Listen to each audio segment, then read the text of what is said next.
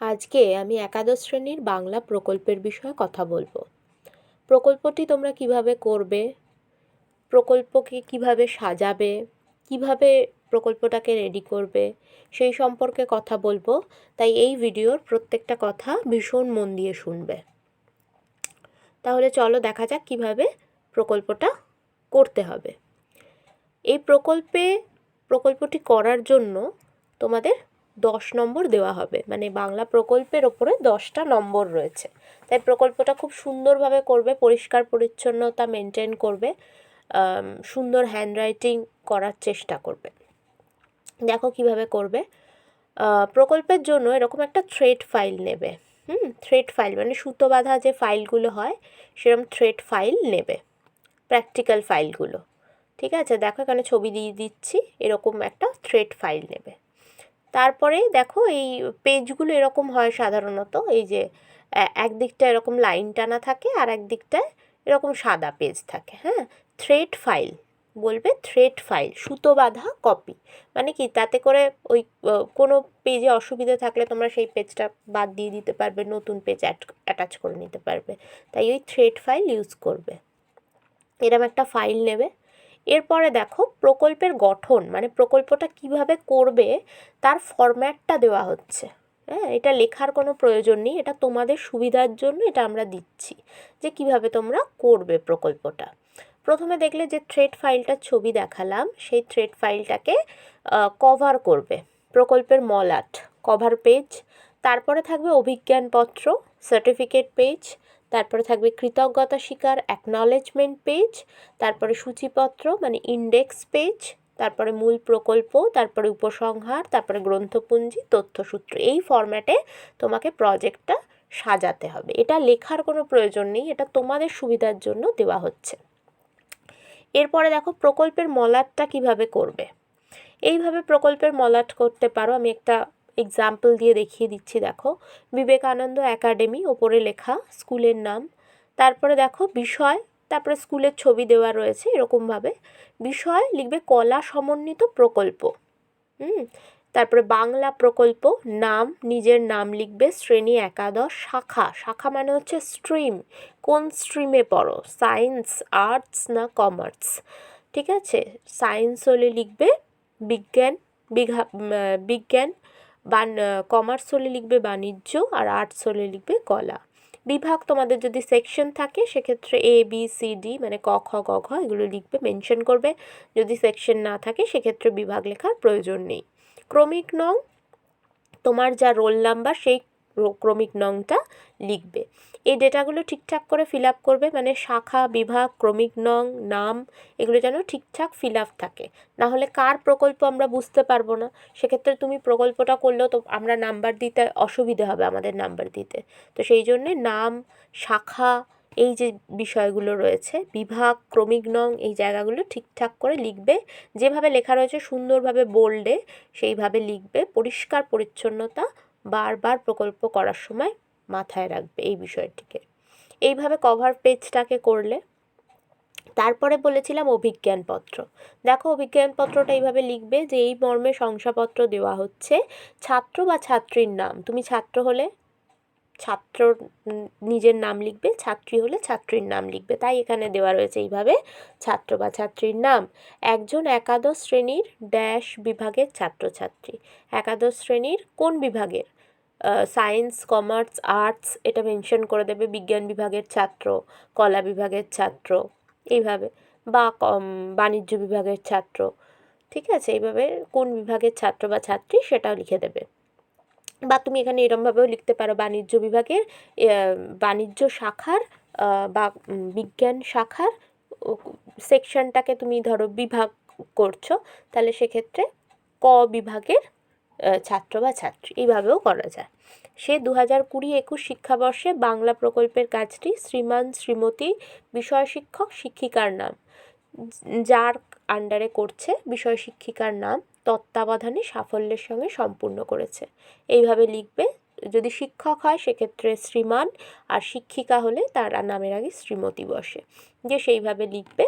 আর বিষয় শিক্ষিকার স্বাক্ষর, এই জায়গাটা তোমাদের নয়, এটা যিনি দেখবেন তিনি সাইন করবেন। তারপরে দেখো কৃতজ্ঞতা স্বীকার। কৃতজ্ঞতা স্বীকার মানে হচ্ছে তুমি প্রকল্পটা করার জন্য কাদের কাছে কৃতজ্ঞ, সেই সম্পর্কে এখানে দেওয়া হচ্ছে। তো বাংলা প্রকল্পের সার্থক রূপায়ণে সহায়তা করার জন্য আমি মানে কি, এখানে তুমি, আমার বাংলা শিক্ষক বা শিক্ষিকা শ্রীমান শ্রীমতী, এখানে দুটো দেওয়া রয়েছে, যেটা অ্যাপ্রোপ্রিয়েট মনে হবে সেটা লিখবে। তোমাদের যদি শিক্ষক পড়ান সেক্ষেত্রে শিক্ষক, শিক্ষিকা পড়ালে শিক্ষিকা, শ্রীমান শ্রীমতী এটাও বলে দিলাম, পুরুষ হলে সে তার আগে শ্রীমান, আর মহিলা হলে তার নামের আগে শ্রীমতী। তার যিনি পড়ান তার নাম লিখে তাকে আন্তরিক কৃতজ্ঞতা জানাচ্ছি, তিনি প্রকল্পটির বাস্তবায়নে আমাদের পূর্ণ সাহায্য সহযোগিতা করেছেন, তার উৎসাহ সুনির্দেশনা ব্যতীত এই প্রকল্পের বাস্তবায়ন সম্ভব হতো না। এই প্রকল্পের জন্য তত্ত্বাবধান, নির্দেশনা দান ও প্রয়োজনীয় তথ্য প্রদানের জন্য আমি আমার সকল শিক্ষক শিক্ষিকাকে আন্তরিক ধন্যবাদ জানাচ্ছি। প্রয়োজনীয় সহযোগিতা উৎসাহ দানের জন্য আমি আমার অভিভাবকদের কাছেও কৃতজ্ঞ, সর্বোপরি নির্দিষ্ট সময়ের মধ্যে প্রকল্পটি রূপায়ণে প্রত্যক্ষ বা পরোক্ষভাবে সহায়তা করার জন্য আমি আমার সকল বন্ধুর কাছে কৃতজ্ঞ। এইভাবে লিখবে। ছাত্রছাত্রীর নাম, তুমি যদি ছাত্র হও তাহলে লিখবে ছাত্রর নাম, ছাত্রী হলে শুধু ছাত্রীর নাম বলে নিজের নামটা লিখবে। শ্রেণী একাদশ, শাখা বিজ্ঞান বিভাগ, কলা বিভাগ না বাণিজ্য বিভাগ সেটা লিখবে।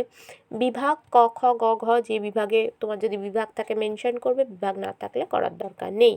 ক্রমিক নং, তোমার ক্রমিক নং যেটা সেটা লিখবে। রোল নাম্বার, এখানেও এই পুরো ডেটাটা ঠিকঠাক করে ফিল আপ করবে। হয়ে গেল। তাহলে প্রথমে আছে অভিজ্ঞানপত্র, তারপর কৃতজ্ঞতা স্বীকার, তারপরে করবে কি সূচিপত্র।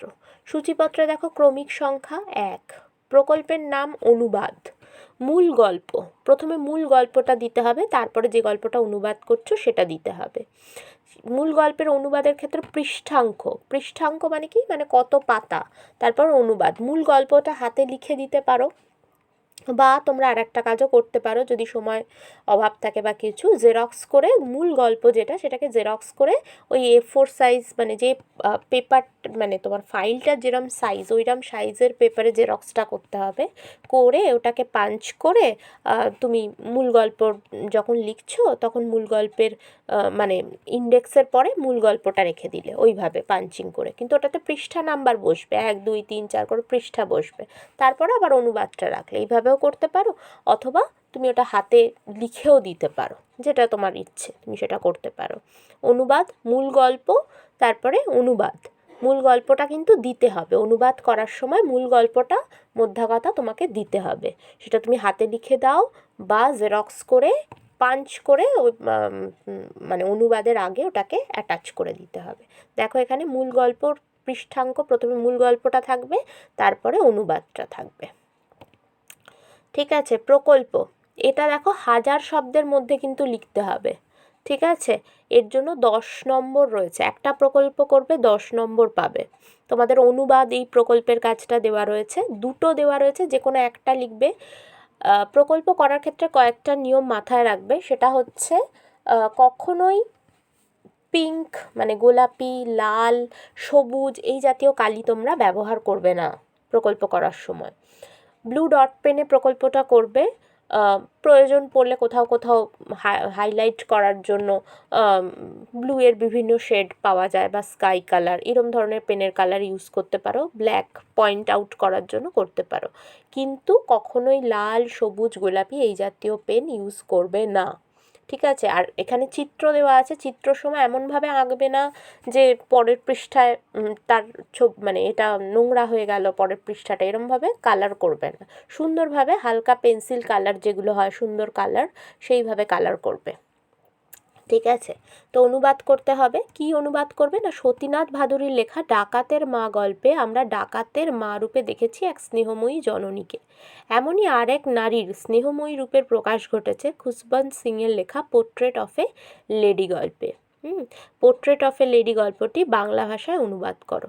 পোর্ট্রেট অফ এ লেডি তোমাদের রয়েছে, তোমরা জানো নিশ্চয়ই ইংরেজি বইতে, সেই পোর্ট্রেট অফ এ লেডি গল্পটা ওখান থেকেই পেয়ে যাবে। সেই গল্পটা প্রথমে রাখতে হবে, প্রথমে গল্পটা দিতে হবে, তারপরে গল্পটাকে বাংলায় অনুবাদ করতে হবে। অনুবাদটির সঙ্গে প্রাসঙ্গিক একটি চিত্র আঁকো বা আটকাও, মানে পোর্ট্রেট অফ এ লেডি এই রিলেটেড পোর্ট্রেট অফ এ লেডির গল্পটা রিলেটেড যে কোনো একটা ছবি এঁকে দেবে বা আটকে দেবে, অর্থাৎ কোনো ছবি যেটা নেটে পেয়েছো বা কিছু সেরকম ছবিও তুমি আটকে দিতেও পারো, সুন্দরভাবে অ্যাটাচ করবে। কোথায় করবে? লাইন টানা জায়গায় অনুবাদটা করবে আর সাদা জায়গাটায় ছবি আটকাবে, ঠিক আছে। তারপর হচ্ছে কবি আইয়াপ্পা পানিকর তার শিক্ষা সার্কাস কবিতায় বর্তমান শিক্ষা ব্যবস্থার সমালোচনা করে দেখিয়েছেন যে এই শিক্ষা ব্যবস্থায় প্রকৃত জ্ঞানের বিকাশ ঘটছে না। এমনইভাবে প্রচলিত শিক্ষা ব্যবস্থার সমালোচনা করা হয়েছে প্যাট্রিক পিঙ্গলের লেখা অ্যালবার্ট আইনস্টাইন অ্যাট স্কুল এই গল্পটিতে। অ্যালবার্ট আইনস্টাইন অ্যাট স্কুল গল্পটি বাংলা ভাষায় অনুবাদ করো, অনুবাদটির ক্ষেত্রে প্রাসঙ্গিক একটি চিত্র আঁকো বা আটকাও।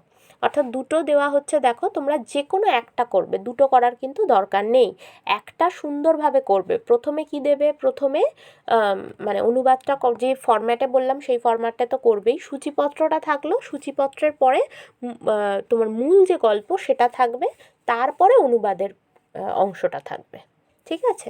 যে ফরম্যাটটা বলে দিলাম, প্রথমে অভিজ্ঞানপত্র, কৃতজ্ঞতা স্বীকার, তারপরে সূচিপত্র, সূচিপত্রের পরে মূল গল্প, যে কোনো যেটা করছো সেই গল্পটার মূল গল্পটা দেবে, মানে পোর্ট্রেট অফ এ লেডি হলে পোর্ট্রেট অফ এ লেডির মূল গল্পটা দেবে, আর যদি অ্যালবার্ট আইনস্টাইন অ্যাট স্কুল এটা যদি করো তাহলে সেই গল্পটা আগে দেবে, তারপরে বাংলা অনুবাদটা দেবে, ঠিক আছে। আর অনুবাদটা করার সময় অবশ্যই তার অনুবাদটার সম্পর্কিত চিত্র আটকাবে বা আঁকবে, ঠিক আছে। ধরো তুমি 6 পাতা তোমার অনুবাদটা করতে লাগছে, তাহলে 6 পাতার ক্ষেত্রে অন্তত 3-4টে ছবি দেবেই, 3 থেকে 4টে ছবি দেওয়ার চেষ্টা করবে, ঠিক আছে। তারপরে দেখো উপসংহার। এই প্রকল্পটি রূপায়ণের মধ্য দিয়ে আমি অন্য ভাষায় প্রকাশিত গল্প চিন্তাভাবনাকে নিজের ভাষায় সুন্দরভাবে প্রকাশ করতে শিখেছি। উপসংহার মানে এই প্রজেক্টটা করার পরে বা প্রকল্পটা করার পরে তোমার কি মানে অনুভব হচ্ছে, তোমার কি মনে হচ্ছে যে এর মাধ্যমে অন্য ভাষার গল্পকে নিজের মতো করে ভাবতে শিখেছি, চিন্তা ভাবনা করতে শিখেছি, এটা আমি বলতে পারি। তোমার যদি আরও কিছু মনে হয়, অন্য কথা আরও এক্সট্রা কিছু ভাবছো উপসংহার মানে প্রকল্পটা করার পরে তোমার কি মনে হচ্ছে সেই বিষয়ে, সেটা তুমি লিখতেই পারো এখানে। আমি একটা জাস্ট লিখে দিয়েছি এখানে যে উপসংহারে কী লেখা উচিত। তারপরে দেখো তথ্যসূত্র বা তথ্য সহায়ক, মানে এই প্রজেক্টটা করার জন্য তুমি কোন কোন উৎস থেকে তথ্যগুলোকে অনুসন্ধান করেছো বা সংগ্রহ করেছো। যেমন আমরা যদি এই যে পোর্ট্রেট অফ এ লেডি বা অ্যালবার্ট আইনস্টাইন অ্যাট স্কুল এই দুটো গল্প তোমাদের হর্নবিল এবং স্ন্যাপশট এই বই দুটোতে রয়েছে, তাহলে এই বইগুলো থেকে আমরা পেয়েছি। সাহিত্য চর্চা, হ্যাঁ, এই বইটার থেকেও তুমি ধরো ডাকাতের মা বা শিক্ষা সার্কাস, এই যে দুটো আমি নাম বললাম এগুলোর সম্পর্কে আমরা জানতে পেরেছি। তাহলে এই যে দুটো মানে বাংলা এবং ইংরেজি, এই যে দুটো ভাষা, এই দুটো ভাষার যে কোথাও একটা মিল রয়েছে, এই যে গল্পগুলো আমরা পাচ্ছি সেটা কোন কোন বইগুলো থেকে পাচ্ছি, সেটা এই বইগুলো থেকে পাচ্ছি, তাই এগুলো লিখে দিয়েছি, ঠিক আছে। এছাড়া তুমি যদি নেট থেকে কোনো তথ্য পেয়েছো তাহলে সেটাও দিতে পারো, যে www.google.com বা তুমি যে সাইট থেকে কোনো অনুবাদ সম্পর্কে জানতে পেরেছো, অনুবাদ কীভাবে করতে হয় সেটা সম্পর্কে তোমার ধরো কোনো ধারণা ছিল না, কিন্তু তুমি সেই অনুবাদের ধারণা সেই সাইটটায় গিয়ে জানতে পেরেছো, তাহলে সেটাও মেনশন করতে পারো এখানে। আমার এগুলো মনে হয়েছে, আমি এগুলো লিখে দিয়েছি। তথ্যসূত্র, তথ্য সহায়ক মানে তোমাদের যদি মনে হয় আরও কিছু তোমাকে সাহায্য করেছে, যেগুলো থেকে তুমি হেল্প পেয়েছো, তাহলে সেগুলোর নামও এখানে লিখতে পারো, ঠিক আছে। এইভাবে প্রজেক্টটা করবে, সুন্দরভাবে প্রজেক্টটা কমপ্লিট করবে, করে নিজের কাছে রেখে দেবে। তারিখ দেওয়া হবে, যে ডেট দেওয়া হবে সেই ডেটে এসে প্রজেক্টটা স্কুলে জমা করতে হবে, ঠিক আছে। আর এর পরেও যদি কারোর কোনো প্রশ্ন থাকে প্রজেক্ট সম্পর্কে, তাহলে টিচারের নাম্বার দেওয়া রয়েছে, তোমরা টিচারের সঙ্গে কন্ট্যাক্ট করে নেবে। প্রজেক্ট রিলেটেড কোনো প্রবলেম থাকলে অবশ্যই তাকে জিজ্ঞেস করে নেবে। আশা করি প্রজেক্টটা তোমরা বুঝতে পেরেছো প্রত্যেকে। না বুঝতে পারলে তো বললামই, কন্ট্যাক্ট করবে, কোনো অসুবিধা হলে অবশ্যই সাহায্য করব, ঠিক আছে। ধন্যবাদ সকলকে, সকলে ভালো থেকো।